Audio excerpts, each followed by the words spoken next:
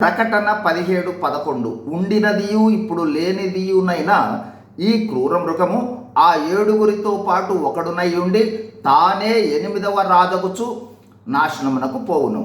యేసు ప్రభు రహస్య రాకడ తర్వాత భూమి మీద 7 ఏండ్లు అంత్యక్రీస్తు పాలన ముగింపులో మహాబబులోను అవినీతి మత వ్యవస్థ పతనాన్ని ప్రకటన 17వ అధ్యాయం తెలియజేస్తుంది. ఈ అధ్యాయంలో క్రూర మృగమును దానిపై కూర్చున్న స్త్రీతో సహా మహాబబులోనుకు సాదృశ్యంగా చూచాం. క్రూర మృగము అంటే మహాబబులోను రాజకీయ ఆర్థిక వ్యవస్థ. క్రూర మృగమును గురించి దూత యోహానుకు తెలిపిన విషయాలు: 1. ఈ క్రూర మృగము ఉండెను, ఇప్పుడు లేదు. ఇది అగాధ జలములలో నుండి వచ్చి నాశనమునకు పోవుటకు సిద్ధముగా ఉంది. 2. ఈ క్రూర మృగమునకు ఉన్న 7 తలలు 7 కొండలు మరియు 7 రాజులకు సాదృశ్యము. 3. 7 కొండల మీద ఉన్న రోమా సామ్రాజ్యమునకు స్త్రీ సాదృశ్యంగా చూచాము. అంటే అవినీతి మత వ్యవస్థ అయిన మహాబబులోనుకు స్త్రీ సాదృశ్యము. ఈ అవినీతి విధానాలతో రోమా నిండి ఉందని గమనించాము. 4.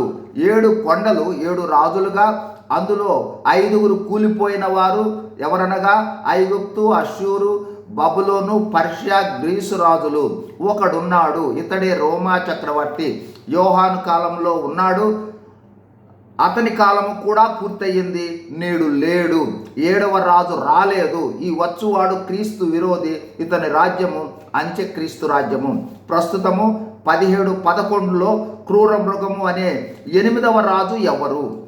7 రాజులలో ఒకరా, వేరుగా ఉన్న మరొక 8వ రాజా? 1. క్రూర మృగము శక్తివంతమైన 8వ రాజు. క్రూర మృగమునకు సాదృశ్యము. ఈ క్రూర మృగము గతములో ఉన్నది, ఇప్పుడు లేదు, రాబోవున్నది.